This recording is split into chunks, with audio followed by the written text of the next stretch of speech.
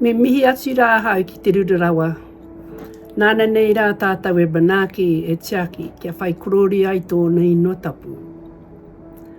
Kai rā mate huhua kai rā marai maha o te motu. Haere atu rā koutou ki te kāpuripuri tana o te wairua. Ki te huhuina o te kahurari. Kia pohu tukawa. Ki reira rā koutou e oki oki atu ai. Haere, whakanaro atu rā.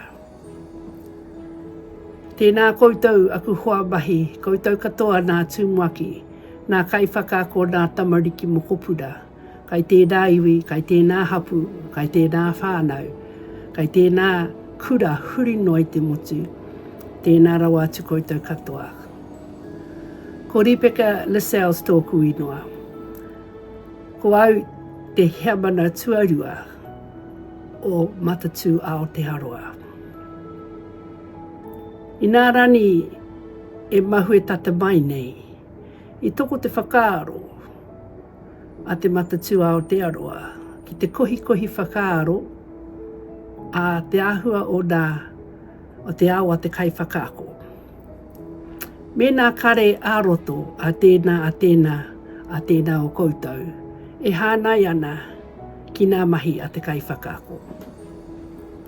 E toru nā whakaaro matua i puta. Kāre pēr, te tuatahi, kāre pēr, te mahi a te kai whakaako e whai pāinga. Tuarua, kai raro rā no te wāriu a pūtera mo te kai whakaako. Tuatoru, he whakahāwea te mahi. Koinei a koutou whakaaro nui e hoa mā. Nā koutou te whakaaro. Engari he rereke e tā te hāpori te tiro ki tā te kai whakaako.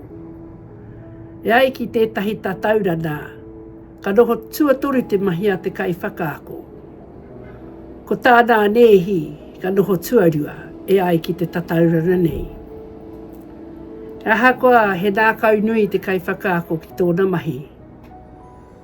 Engari, kua kore e whai pāinga. I runa i ēnei whakaaro nei, kua whakarite i tētahi tātaurana nei, hei whakakiki māu. E hānai ana ki te mahi re rautaki a Matatu Aotearoa. Tēnā whakakihia mai,